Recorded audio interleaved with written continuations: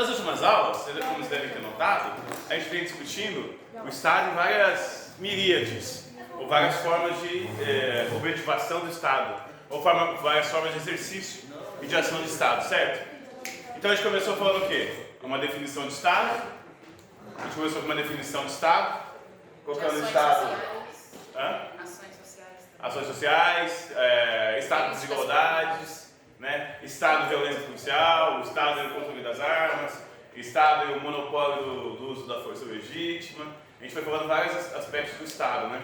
Aqui no caso, como vocês podem ver, a gente está falando, como vocês já sabem, a gente está falando do Estado moderno. Alguém sabe definir o que é o Estado moderno? O que seria o Estado moderno? Nas provas aparece assim, Estado moderno. Tipo assim, como ele é formado, legislação, por exemplo, essas coisas? Ou a definição por si? Isso seria, porque quando fala moderno, sempre quando fala moderno, a gente pensa no contemporâneo, né? A gente pensa que está acontecendo agora. Mas moderno não é igual ao contemporâneo. Não é na arte, não é na história, não é na filosofia, não é na política. Quando a gente está falando de moderno, a gente está falando aqui do que surge na Idade Moderna. 1453, com a queda de Constantinopla, até a Revolução Francesa, 1789. Então, o Estado moderno é o Estado que se configura, que se forma dentro desse período da Idade Moderna. Ué, então quer dizer que existia um outro Estado? Existia o Estado da Antiguidade, na fase da Antiguidade, ou na Idade Antiga. O que é a fase antiga? Essa fase que vai desde Mesopotâmia, Egito Antigo, todos esses reinos, pegando a Grécia Antiga, certo? Pegando a monarquia romana, Império Romano e depois República Romana, certo?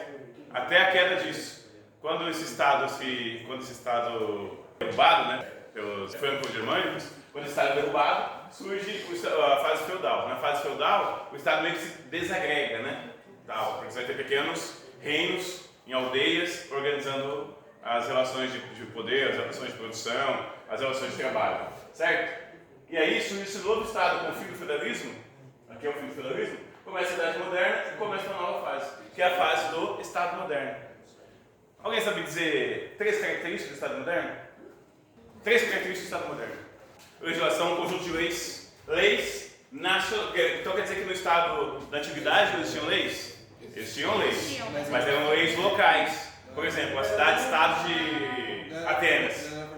A cidade-estado de Atenas tinha suas leis, não era, por exemplo, o Brasil inteiro. Não, era uma cidade. Cada cidade tinha um rei. Como se cada cidade tivesse um presidente. Então você não tinha lei nacional. Moeda. Todo país tem uma moeda nacional. Então, território nacional, fronteira, leis nacionais, moeda nacional, Estado nacional. A soberania é a capacidade ou a possibilidade que o Estado tem de exercer totalmente o seu poder na sua esfera nacional. Lembra as fronteiras nacionais? Então, toda lei que o Brasil cria, todo princípio que o Brasil cria, ele tem que ter autonomia para efetivar aquele princípio, aquela lei, aquela norma. Então, nenhum Estado, nenhum outro país pode chegar e dizer se você vai ou não aplicar uma legislação para determinada coisa. Certo? Então você tem autonomia na sua relação nacional.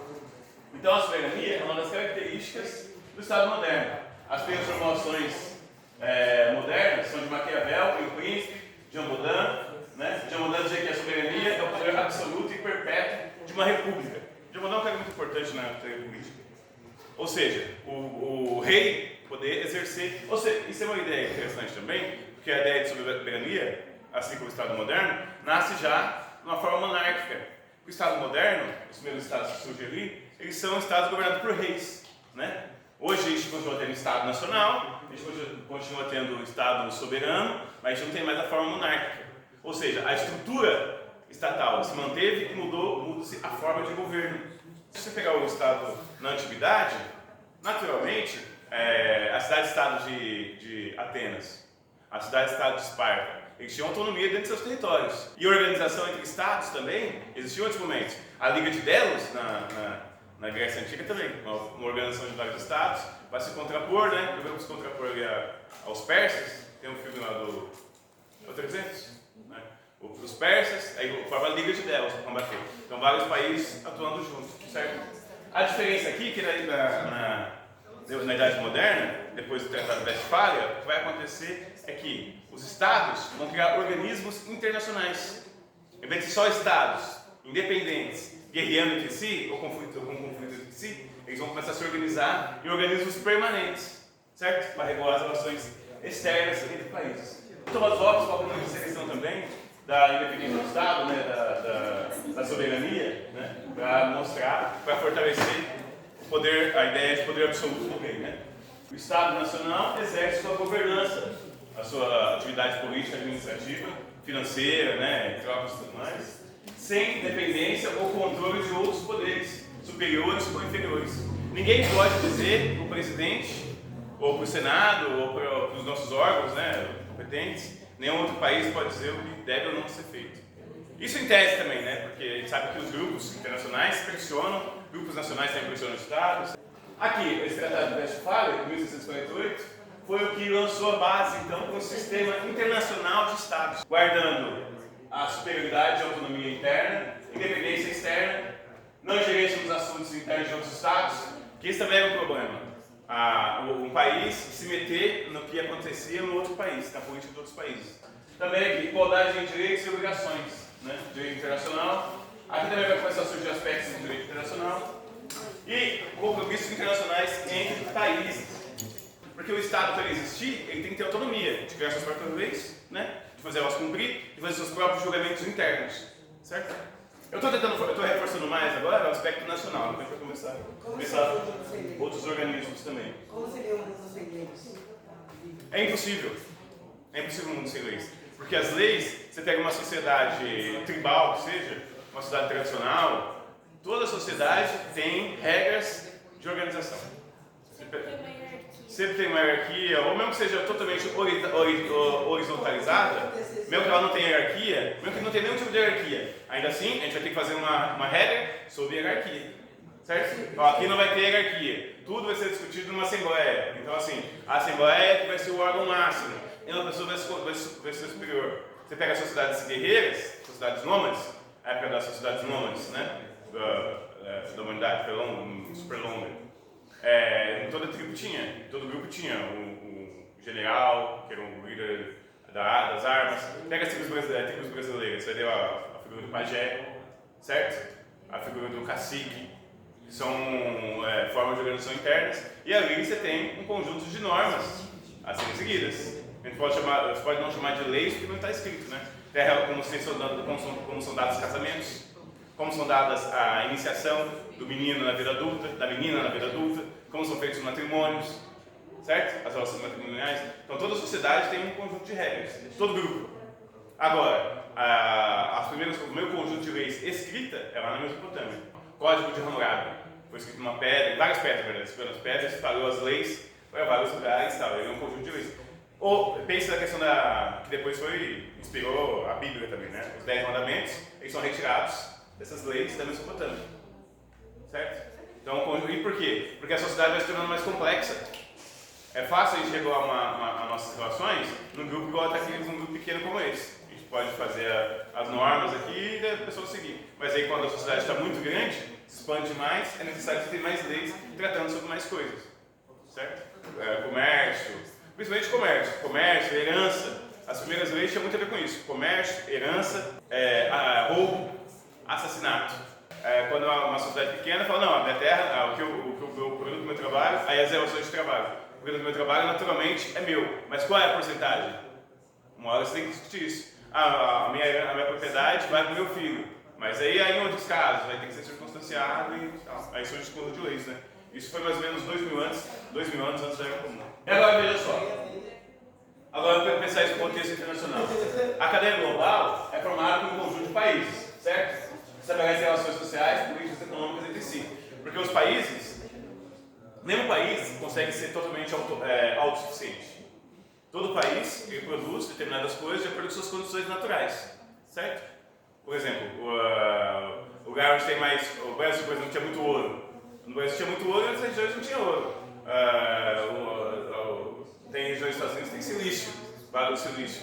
no continente africano também. Região tem petróleo. Cada país tem suas riquezas naturais. E isso gera, então, o que você tem que fazer? Você vai precisar de coisas que você não pode produzir. Você vai precisar de coisas que você não pode produzir. Então você tem que fazer essa troca no mercado internacional. Então você precisa também de um conjunto de normas e leis que regulem essas trocas. Certo? Outra coisa que são das fronteiras também. Como vai regular a questão das fronteiras dos países, né? Devem ter que ter normas para regular isso. Para que não se viva numa sociedade de guerra de todos contra todos, né? No cenário internacional. Então isso cria obrigações mútuas, tratados bilaterais, convenções. E quando a gente vai pensar então, a soberania, quando a gente pensa o Estado na ordem internacional, essa soberania ganha certa relatividade. Porque assim, você pode tudo, o seu próprio conjunto de leis, o seu país e tal e tal. Mas para você conseguir fazer uma relação bilateral ou multilateral com vários países, você tem que se adequar a um conjunto de normas e valores que está rolando internacionalmente. E a soberania internacional, ela pressupõe que todos os países têm o mesmo direito na esfera internacional de negociação. Naturalmente, também, quando você pensa em soberania internacional, a gente fala que cada país deveria ter o mesmo direito. Mas não é bem assim que funciona. Por exemplo, o Estado dos Estados Unidos ele tem muito mais peso numa decisão, certo? Do que o Brasil. Na perspectiva marxista, o Marx, como eu tinha falado para vocês, escreveu muita coisa, né? Uma das coisas que o Marx escreve é sobre a relação dos países mais fortes sobre os países mais pobres, né? Esse que a gente chama de uma relação de dominação, de subalternização. O Lenin tem um texto muito interessante. O Lenin é um seguidor um continuador do Marx, né? O cara que fez a Revolução Russa, que criou a teoria da Revolução na Rússia, né, tal. Criou o Partido Bolchevique, dirigiu os primeiros 6 anos da Revolução Russa, foi o Lenin que dirigiu, o Lenin e o Trotsky, né? E ele escreveu um livro em 14, quando começou a Primeira Guerra Mundial, que é a Primeira e Segunda Guerra Mundial no século XX, ela vai trazer bastante essa relação entre os países fortes e os países fracos, né? E aí, o Lenin vai dizer que não tem essa desigualdade entre estados. Os estados mais ricos sempre vão macetar os mais pobres e explorar eles o máximo possível, né? Inclusive, nem tem como você ter uma paz prolongada. A ideia aqui é que a paz é um intervalo entre conflitos. Não tem no nosso sistema não tem uma ideia de ser paz perpétua, em que todos os organismos, a questão da paz perpétua é um sonho, é uma abstração, um desejo, mas ela não existe de verdade, né? Então a paz é um intervalo entre guerras. E aqui tem uma virada, por quê? Porque no século XIX, o que acontece? Até o século XIX, a gente chama de a fase do liberalismo, né? Ou do livre-cambismo e tal. O que acontece? No século XIX, os países ainda tinham muita liberdade para se desenvolver sem entrar em conflito direto durante o século XIX, sabe? Mas quando o capitalismo, a produção capitalista industrial, ela se difundiu, se espalhou pelo mundo, se homogeneizou para várias regiões, o que acontece? Não tinha mais para onde expandir o capitalismo. E agora, para conseguir expandir, tinha que entrar em conflitos entre si, certo? Para conseguir domínio por mercados e por matérias-primas. Né? E aí vai rolar uma segunda onda de colonização da África. Né? Então o que aconteceu? Aqui a gente teve a concentração, na virada do século XIX para o século XX, a concentração da produção de capital por monopólios, dos quais empenham o papel decisivo na vida econômica. Fusão do capital bancário com o capital industrial e formação de associações internacionais monopolistas. A fase imperialista, que se diz aqui, é a fase de guerra aberta de um país contra o outro para tentar tomar suas riquezas e seus mercados. Como o Lenin fala no imperialismo, fase superior do capitalismo, aqui nessa fase, então, do século XIX, muitos conflitos entre estados, né? No começo do século XX. E esses conflitos por mercados e por influência internacional levou à Primeira Guerra Mundial. Terminada a Primeira Guerra Mundial, que é o final dela já, eles criam, então, esse fórum internacional, né? Que chama de Liga das Nações, para evitar que os países chegassem a conflito. Então, os órgãos internacionais eles iam mediar as relações, intermediar as relações, para evitar que os desacordos, os conflitos, se tornem conflitos armados, certo? Conseguir resolver os conflitos por negociação, com a mediação por meio de acordos e tratados, para evitar uma guerra igual foi a Primeira Guerra Mundial, né? Então, são instituições legítimas para mediar relações internacionais entre países. A gente viu que, na verdade, assim, acabou que essa Liga das Nações existiu de 19 até 45, né? Mas, como estourou a Segunda Guerra Mundial, queria dizer que a Liga das Nações não tinha funcionado. O principal objetivo dela era evitar que ecoou disso novos conflitos. Aí o que acontece? Ecorre da Segunda Guerra Mundial. Então quer dizer que a Liga das Nações e seus tratados não servem para nada. Isso que é uma coisa interessante. Os países ricos, eles se dão a liberdade de, em determinado momento, respeitar tratados, em determinado momento, respeitar limites, e em outros momentos não. Igual os Estados Unidos, por exemplo, faz. Ele não se importa. Chega uma hora que o interesse dele é aquele, ele não importa se é legal, se a Assembleia da ONU vai ou não, né, aprovar. Aqui na Segunda Guerra Mundial, esses aqui são os acordos de Yalta. Né? A gente vê aqui o Churchill, o Roosevelt e o Stalin. Os três aqui desse acordo pós-guerra, né? Para que quando você sai da Segunda Guerra Mundial, então sai também com esse interesse ou esse discurso de tentar se evitar os conflitos armados entre países, certo? Tentar mediar as relações de outra forma que não de forma bélica, né? Aqui entre os objetivos da ONU, que era 55, está lá, zelar pela segurança e paz internacional, desenvolver relações amistosas entre estados, construir cooperação internacional. Aqui entra várias coisas, né? Caráter econômico, social, cultural, humanitário. Isso que a ONU tem envolvida também numa série de questões humanitárias, né? Tal, coordena, tem a Unicef. Atualmente tem 193 membros, cada país tem direito a um voto. Só que na Assembleia Geral, né? Mas a Assembleia já está. A Assembleia Geral pode votar uma coisa, certo? Mas não quer dizer que vai ser aprovado pelo Conselho de Segurança, pelos países mais ricos. Os Estados Unidos simplesmente desrespeitam vários tratados. Por exemplo, os acordos ecológicos, as conferências ecológicas, diminuição da emissão de poluentes, tal, combustível. Os países ricos não estão nem para isso, certo? Aqui no Conselho de Segurança, que determina sobre conflitos, apenas Estados Unidos, França, Grã-Bretanha, China e Rússia são membros permanentes, né? E só eles podem aprovar ou vetar. Com o processo da dissolução da União Soviética, né, em 1992, a gente viu que os Estados Unidos passou a exercer uma influência muito maior sobre o mundo, né?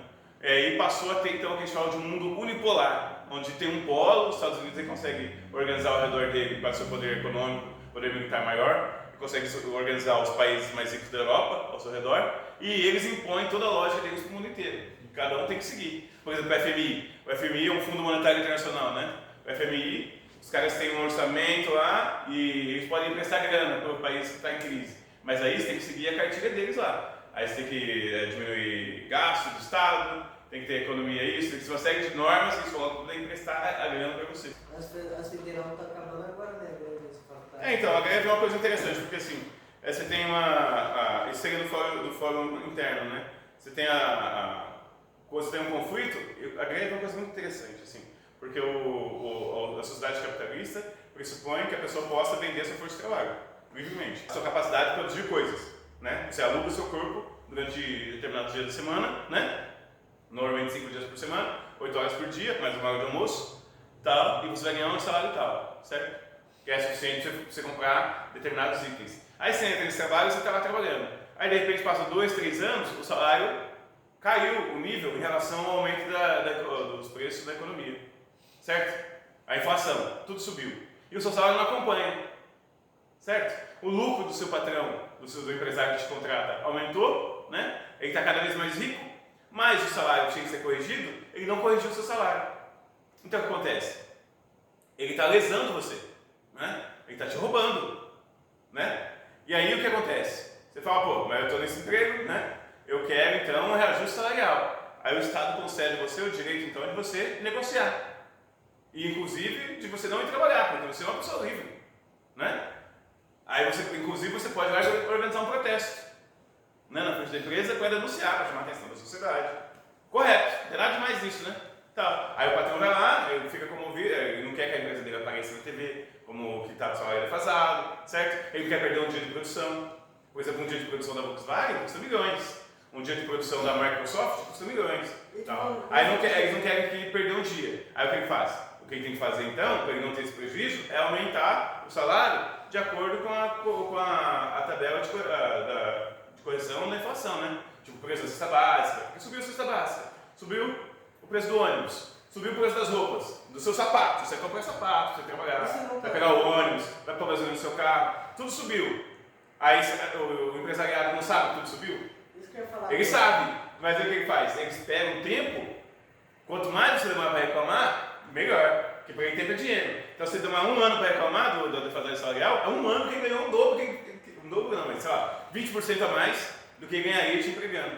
Então, se você for ver, a relação de greve é uma relação entre duas forças particulares, dois grupos particulares. A empresa privada são grupos privados. A empresa privada e o conjunto de trabalhadores.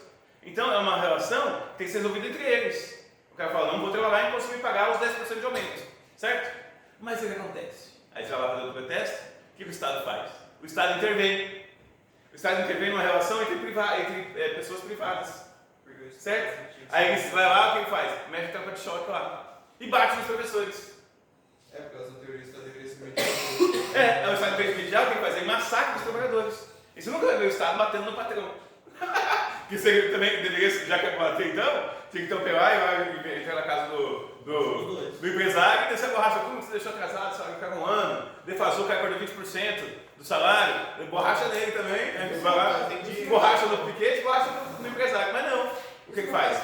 Ele vai justamente no mais fraco, o trabalhador que perdeu esse 20% da renda dele e teve que cortar a mistura, que é assim, né? Vai gastar menos no mercado, você perdeu 20% do seu salário. Se você viajava no final do ano, você não vai, porque cortou seu salário. Se você ia trocar de carro, talvez você não troque mais, porque você perdeu aquela perda salarial, né? Gasolina subiu, tudo subiu, né? Nossa, estou gastando todo o meu salário com combustível e comida, está sobrando nada, não consigo nem sair de casa. O trabalho deveria te proporcionar você trabalhar, ter um salário, para você viver a vida, ou seja, passear com seus filhos, você comprar roupa, ter comida para comer, remédio, poder levar seu filho no médico, sabe? Aí você está trabalhando e não está cobrindo isso. Aí se você protestar, a greve é legal, é constitucional a greve. Ainda assim, o Estado intervém sempre em favor do mais forte, certo? Nas relações nacionais. E se no caso for tipo igual aquela greve que eu vou ter dos caminhoneiros, qual que é o motivo? Ali era diferente. Ali aquela greve dos caminhoneiros era praticamente uma greve de patrões. Embora se tivesse os caminhoneiros lá, tinham vários grupos empresariais, de empresas de transporte. Isso foi por causa de uma inflação na Petrobras? Não, isso também, mas vários grupos de patrões do transporte, certo? Que tem várias empresas de transporte, obrigaram todos os seus trabalhadores a ir lá e pagar os caminhões. É a ordem do patrão. Então não é uma reivindicação genuinamente de trabalhadores, sabe? É do patrão. É um lockout, porque eles queriam derrubar um governo e colocar outro presidente.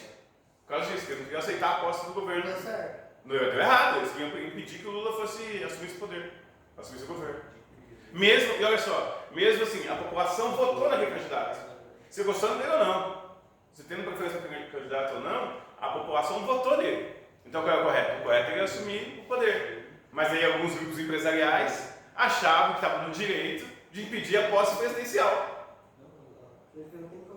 Não deveria, né? E não conseguiu, mas de repente às vezes dá certo essa loucura, né? Isso também, assim, quando eu falo da fase neoliberal também da economia, os grupos empresariais, eles têm muito poder dentro dos países, sabe?